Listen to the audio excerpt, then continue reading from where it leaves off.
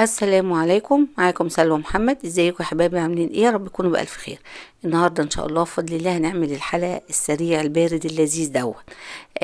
ينفع لرمضان، ينفع لرأس السنة، ينفع لأي مناسبة. كل عام وانتم بخير، وده علينا وعليكم يا رب بخير. بتمن قطعتين جاتوه هنعمل القمر ده كله. يعني باكوين بسكوت وباكو جيلي ومستين. هنعمل الحلال اللذيذ ده. لو اول مره تشوفوني ما تنسوش تشتركوا في قناتي فضلا وليس امرا، وتدوسوا على زر الجرس عشان يجيلكوا كل جديد، واللايك الجميل وتعليقاتكم الجميله. وقبل ما نبتدي هنسمي الله ونصلي على الرسول، اللهم صل وبارك على سيدنا محمد. هنجيب حوالي باكوين بسكوت، تمام؟ البسكوت الساده، تمام، اللي هو موجود في اي سوبر ماركت ده، تمام. يعني الحالة ده مش هيكلفنا حوالي 70-80 جنيه. وهنرص البسكوت، هنرص طبقتين. لو عايزة ترصي 3 رصي براحتك، بس هو الباكون بسكوت بيرص طبقتين. ممكن لو عندك بواقي كده تقطعيها شرايح وتحطيها، كنت تعملي صينية كيكة في نفس الصينية دي، انت تكملي عليها الوصفة. يعني الموضوع متاح في ايديكي، تمام. الامكانيات الموجودة عندك واعمليها، لكن اسرع حاجة وحالة تنفع بقى كده، عايزة تعملي حاجة لولادك كده يوم رأس السنة، مش اسرع من كده، ولذيذة ويحبوها ويبقوا مبسوطين. وبعد كده بقى نسقيها بنص كوبايه لبن كده، بدل ما نسقي بسكوته بسكوته، لا احنا بنرص وبعدين ايه، نسقسق البسكوت كده حوالي نص كوبايه لبن، تلت كوبايه لبن. بعد كده هنجيب باكو الجيلي بتاعنا. باكو الجيلي بتاعنا بياخد مكتوب على الكيس تحطي كوبايتين ميه، لا احنا هنحط كوبايه ونص عشان الجيلي بتاعنا يبقى ماسك وحلو. هنحط اهو كوبايه ميه بتغلي، والنص التاني هنحطه بارد وندوبه كده كويس. بعدين نحط نص كوبايه ميه بارده، يبقى كده المقدار بتاعي عشان الجيلي بتاعنا يبقى متماسك وكويس، تمام اهو. لو عايزه تحلي بالسكر حطي، عايزه تحلي الجيلي حليه، مش عايزه خلاص. انا حطيت معلقه بس، في غالبا معظم الناس ما بيحبوش يحلوه، يعني انا بقول لك كل الايه المتاح.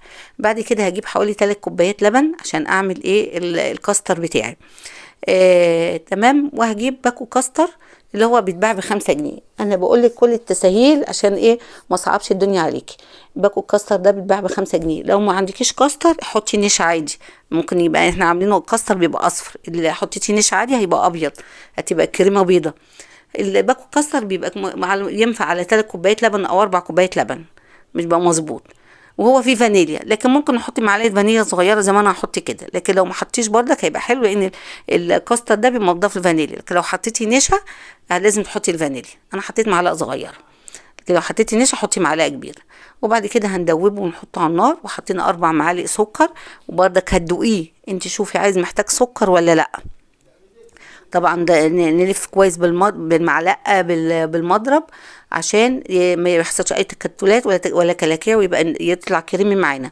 وحطيت مكعب زبده. البسكوت مش دسم والجيلي، فالحاله كلها ما فيهاش دسامه، فانا حطيت حته زبده تديله طعم وكده. لو مش عايزه تحطي ما تحطيش، لو عايزه تحطي معلقه قشطه بدل الزبده حطي، معلقه سمنه بلدي حطي. يعني دي حاجه، دي الحاجات دي في ايدك انت، تزودي تنقصي الحاجات اللي تناسبك، تمام.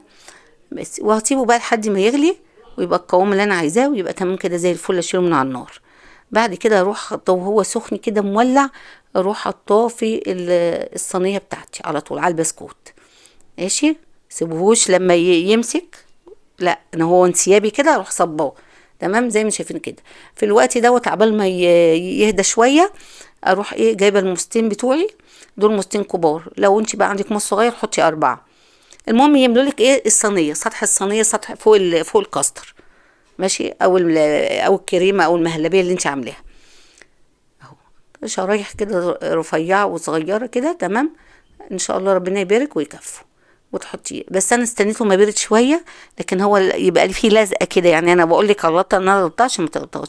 اول ما يبتدي يهدى كده ويبقى فيه لزقه عشان الموز يلزق فيه وما يدفوش معاكي على السطح كده، وانت بتحطي الجيلي تروحي على طول حطاه فيلزق فيه بسهوله، تمام.